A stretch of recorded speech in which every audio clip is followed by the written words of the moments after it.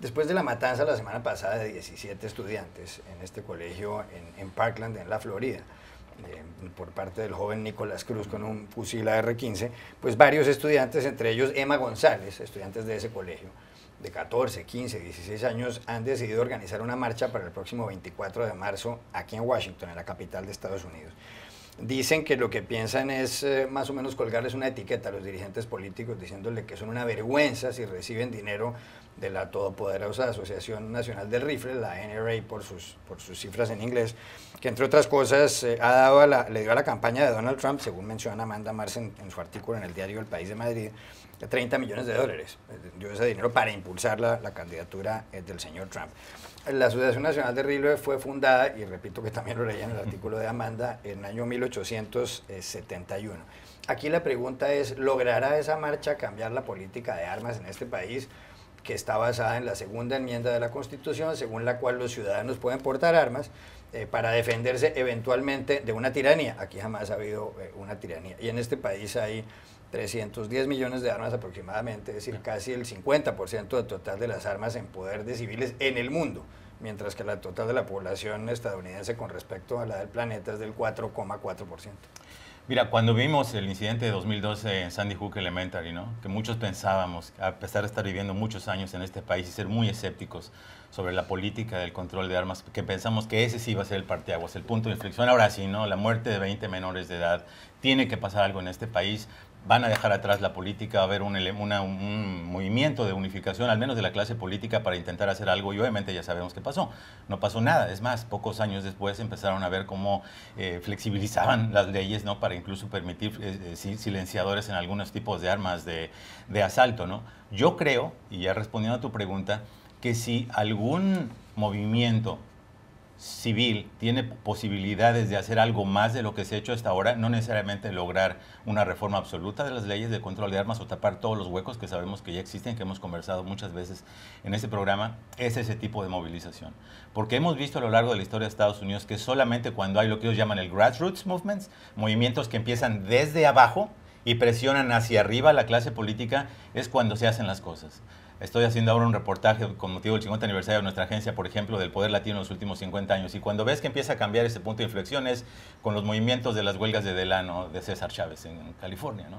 Es decir, nadie de los latinos existíamos en el radar nacional, salvo cuando éramos vistos nuevamente, como ahora en la era Trump, ¿no?, como un chivo expiatorio de los problemas. Pasó en la época de la Gran Depresión, cuando deportaron a más de 2 millones de latinos. Pero cuando empieza a convertirse en un movimiento nacional y que trasciende las nacionalidades y trasciende los grupos políticos y las ideologías, por ejemplo, el caso de César Chávez logró apoyo de la población blanca que se sumaron, por ejemplo, a los boicots de las uvas a nivel nacional.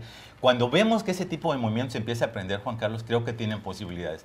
¿Qué pasó ya en una etapa más reciente, por ejemplo, con el movimiento de los derechos civiles de Martin Luther King? ¿Qué pasó hace unos años con el movimiento de los DACAs aquí? Por ejemplo, date cuenta la importancia que tiene el radar nacional, el movimiento a favor de DACA, comparado con lo que tiene el TPS.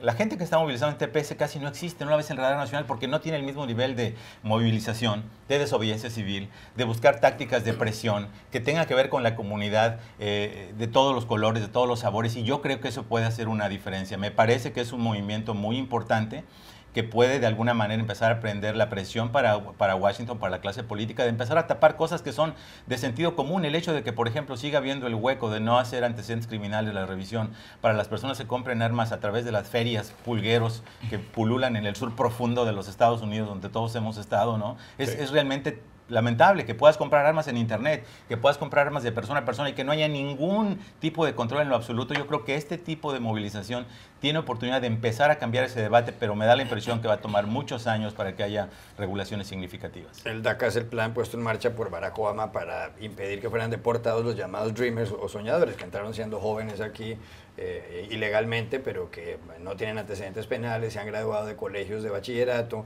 han vivido al menos 4 años consecutivamente en este país. ¿Podrá cambiar esta marcha de los estudiantes la política, o por lo menos que se prohíba la compra de un fusil de asalto como el AR-15 con el que el señor Nicolás Cruz mató a 17 personas en la Florida? Bueno, yo no soy muy optimista con eso, porque hemos visto, por ejemplo, lo que pasó después de Las Vegas, que fue la peor matanza con armas de Estados Unidos en la historia moderna, con más de 50 muertos, que incluso los dos partidos se habían creado un consenso de algunos puntos de acuerdo y ni esos puntos de acuerdo se avanzaron. Por ejemplo, para prohibir los aceleradores, los bumpers para los fusiles. Entonces yo creo que no va a cambiar en el corto plazo, aún más con Trump en la Casa Blanca, con el Congreso todo dominado por republicanos. Yo no creo que va a cambiar en corto plazo, pero sí puede ampliar la percepción de que sí es necesario cambiar eso.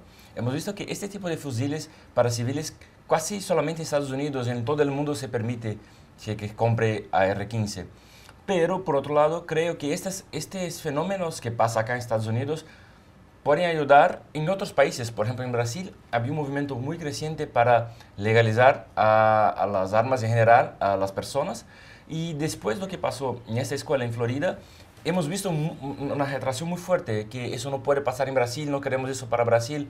Creo que eso se pasa en otros países de Latinoamérica, que también están intentando con la agenda de liberalizar las armas, y tal vez esto sirva de ejemplo para que no demos este paso malo, no copiemos ese error que vive acá en Estados Unidos. Justamente los creadores de este movimiento de estudiantil que van a venir a Washington el 24 de marzo han usado un hashtag, una etiqueta en internet, que es Never Again, es decir, nunca más, para evitar las matanzas. Me imagino que en esto tratan de imitar el movimiento Me Too, el de las mujeres, o Yo También, que fueron acosadas o que han sido acosadas tantas de manera ilegal y vergonzosa. ¿Cambiará esta manifestación algo en Washington, Alina, desde su punto de vista? Yo creo que el tema de la segunda enmienda está metido en el ADN de los estadounidenses muy profundamente, es el derecho a portar armas y a defenderse, eso es lo que realmente guía todo esto. Y también está el tema económico, ¿no? Los intereses económicos muy fuertes de todo este lobby de las armas. Pero lo que sí creo, y citando esto del Me Too, también está el Me Next. Muchos estudiantes salían portando carteles diciendo yo voy a ser el próximo. Creo que hay una movida juvenil interesante porque muchos de estos chicos crecieron después del Sandy Hook, la terrible matanza que hubo en una escuela primaria, y a partir de los 7 años tenían que ya estar haciendo simulacros de ataques de este tipo. Entonces tienen muy metido dentro de su vida cotidiana, de su infancia. Incluso había un caso de citando a un abuelo que había sido también atacado, no había sido víctima de una de estos ataques en Florida. Y bueno, creo que puede haber algún cambio. Estoy de acuerdo que si hay algo va a ser muy lento, no va a ser a corto plazo por todo lo que mencionaba recién, el tema del Congreso está controlado por los republicanos, Trump no está para nada afín con regular todo esto, pero hay como un creciente malestar en la gente. Creo que igual, por muchas celebridades diciendo no basta con rezar, porque lo que viene después de esto es siempre, bueno, recemos por las víctimas, oremos y dejemos todo allí, se están llamando a la acción. Igual soy bastante escéptica, ¿no? Veíamos en internet hace un momento, Amanda, que incluso en una escuela en Missouri están para financiar a un equipo o apoyar económicamente a un equipo de jugadores de béisbol de 9 años. En un colegio están rifando un fusil AR-15 como el que utilizó el señor Nicolás Cruz en la Florida. Y además el fin de semana después de la matanza hubo en Miami una feria de armas. Usted acaba de estar en la NRA, en la Asociación Nacional del Rifle. ¿Qué percepción tiene de lo que está pasando y cómo es eso? Porque la NRA está aquí cerca en Fairfax, en el estado de Virginia. ¿Eso cómo es? Bueno, la Asociación Nacional del Rifle tiene un argumentario cada vez que hay una matanza de este tipo y que es muy parecido al que podría decir cualquier persona defensora del statu quo en la regulación de las armas. Y es que los que matan no son los objetos, sino las personas. Y lo que hay que controlar es a las personas, no limitar la compra de objetos.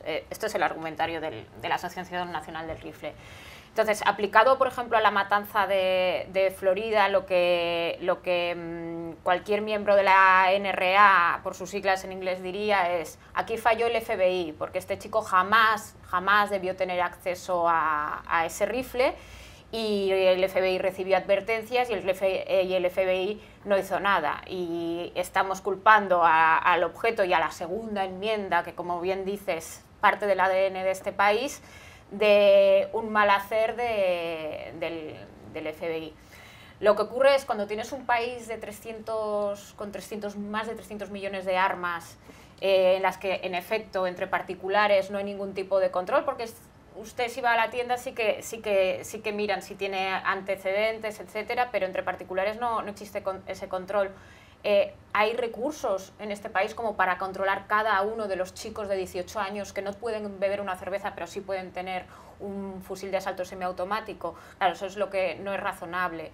Y si los tiroteos son un fenómeno tan específico de este país y tan significado aquí, creo que el hecho diferencial no es ni que haya más crímenes, ni que haya más locos, ni que haya más pobreza. El hecho diferencial es que hay muchas armas y al acceso de prácticamente cualquiera. Es difícil desgajar esa circunstancia del fenómeno de estos tiroteos masivos, porque el otro argumento que utilizan es quien ya es un psicópata, quien ya es una persona capaz de una mañana levantarse, ir a sangre fría, asesinar a 20 niños en Connecticut o asesinar a 17 adolescentes en su antiguo instituto, quien es así, ¿qué más le va a dar la última regulación que apruebe el Congreso de Washington, ¿no? Esta es la teoría. Pues sí, quien quiere incumplir la ley la incumplirá. Pero si tú tienes tan fácil el acceso a las armas, pues ese psicópata o ese asesino lo puedes tener. Pues desde luego la capacidad de daño que va a hacer, vamos, es que no tiene ni comparación. Hay psicópatas en Europa. Lo que no tienen es la capacidad de conseguir un fusil de asalto. De en 5 minutos descerrajar más de 100 tiros y cegar la vida de una veintena de personas. Y un argumento adicional que ahora, por ejemplo, está manejando Marco Rubio, que no es nuevo, pero que lo están refrescando, la idea de que no importa que pasemos cualquier legislación, de cualquier manera va a haber algún tipo de incidente, ¿no? Que es la noción de que no importan las leyes y finalmente va a ser el comportamiento humano, y sabemos que es una falacia, porque hay muchos elementos de control, de reglas de Estados Unidos que salvan vidas, y han salvado vidas. ¿Van a salvar todas las vidas, todos los incidentes? No. Y un elemento nada más adicional, porque siempre se habla del poder del dinero de la NRA, ¿no? Cuando dices, bueno, financian candidatos o incluso castigan a otros que no asumen sus posiciones. Sobre todo eso. ¿Dónde están también la sociedad civil de los Estados Unidos? ¿Y dónde estamos también los medios de comunicación? Sabemos que en las campañas políticas el dinero funciona. Lo vimos, por ejemplo, ahora en Alabama, que cuando tú le metes $1 millón a la campaña de alguien y movilizas a 1 millón de llamadas, 300,000 puertas, las campañas funcionan. No hemos visto que la sociedad civil, en el tema particular de las armas, se movilice económicamente para traer dinero, sea con una feria, una rifa, lo que quieras, millonarios, George Soros. Es decir, el tema, francamente, no existe todavía en el radar de la nacional de los Estados Unidos con la urgencia que debería tener. Es porque creo que la mayoría de las personas acá de verdad crees que tienen el derecho de tener armas. Yo, cuando fui a Nevada después del ataque de Las Vegas, encontré un grupo que ha hecho la primera manifestación por el control de armas, y los principales líderes de este movimiento tenían armas, tenían pistolas, pero eran contra fusiles, o sea, era otro nivel. O sea, pero el grupo que estaba planteando control de armas tenía armas. O sea, para nosotros es un poco loco pensar eso, pero ellos creen que el derecho de ellos, como tener un coche o tener una casa, tener una arma. Es una contradicción, Sí, creo total, yo, ¿no? total. Yo no veo una contradicción, francamente, no se ve la contradicción, porque nosotros, por ejemplo, en México, hay lugares de México, aquí hay una cultura de las armas, y las usas para proteger tu propiedad, etcétera. Mis abuelos, mis tíos, mi papá, les gustaban las armas y nunca disparaban, etcétera. O sea, yo entiendo que hay una cultura de las armas. Sí. El problema que veo aquí es que no hay un paso adicional para el control de las armas, porque todo el mundo salimos, ok, está en el DNA, y es verdad, pero las encuestas muestran de manera clara que una mayoría de los estadounidenses están a favor de regulaciones progresivas para evitar que las armas caigan en manos de criminales, de terroristas, de enfermos mentales. Y esa parte, por lo menos esos huecos, que ya hay una opinión pública favorable, no se dan precisamente porque no hay una oposición real en el Sí, simplemente le añadir que desde un punto de vista de otros países o desde un punto de vista europeo nos choca que en un colegio de Missouri el objeto de subasta que pongan, en vez de ser un teléfono móvil, sea un televisor, sea un fusil. En cualquier país nuestro. Porque allí... O un pasaje de un avión. Porque hay muchas zonas en Estados Unidos en las que un fusil se ve como se ve una caña de pescar o una raqueta de tenis, como una cosa, una afición familiar, una cosa deportiva. Hay muchísimas familias en Estados Unidos súper aficionadas a la caza y otras familias que les gusta ir al campo a disparar los fines de semana, y para ellos llevarse a su niño de 13 años a esa actividad, desde fuera nos puede parecer grotesco, pero para ellos es algo cultural. Luego también está... Yo creo que también hay una parte de este espíritu individualista estadounidense, el creer que si yo vivo en una casa en medio de la nada y tengo al policía más cercano a 40 minutos en coche, a mí nadie me puede prohibir que yo tenga un fusil para defender a mi familia. Entonces hay una mezcla de elementos a la que además se añade la parte nacionalista de una parte de la sociedad que es muy nacionalista y es no están atacando el tema de las armas, están atacando la identidad estadounidense. Es muy interesante que los defensores de la actual regulación de las armas suelen hablar segunda enmienda de la Constitución, no dicen armas, dicen no, yo soy un defensor de la segunda enmienda, porque de repente cuando tú a eso lo llamas segunda enmienda, ojo, estamos hablando de la Constitución de Estados Unidos, que ni se toca, a la Constitución no se toca. Entonces, para ellos no es armas o no armas, es la excepcionalidad estadounidense y la Constitución estadounidense. Y entonces hay un tema también identitario que aprovecha muy bien la Asociación Nacional del Rifle, que utiliza las críticas al status quo de las armas como un ataque a la identidad, y en este caso ellos dirían americana. Y yo creo que en ningún tema se ve esa falacia tan absurda como en el tema de la prohibición de las armas de asalto, porque aun coincidiendo en todo, digamos, estamos de acuerdo que está en el DNA, que es parte de la cultura, efectivamente a los niños a los 10 años en muchos lugares les enseñan a tirar, aquí y en otros lugares. O sea, concediendo el hecho de que así fuera, el hecho de que de segunda enmienda no se pueda mencionar no quiere decir que no se puedan hacer cambios progresivos. Y yo creo que es una de las grandes mentiras que hay en este país, ¿no?